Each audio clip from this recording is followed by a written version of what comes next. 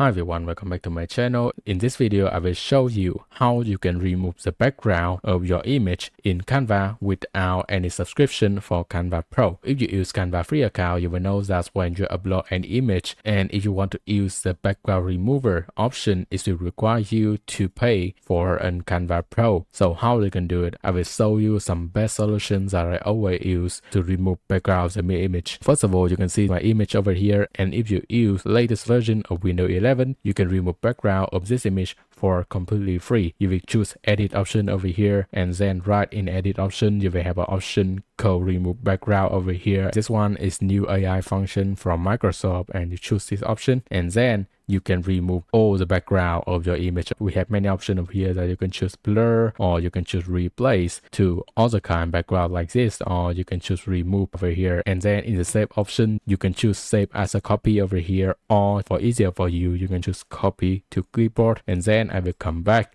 to Canva project. I will paste from clipboard. Okay, that is the easiest solution for me to remove a background of the image. Okay, another option you can try, if you don't use the latest version of Windows, you can try this option. You go to remove-background.com and you will upload the image, and then it will remove the background for you. So I will upload my image over here.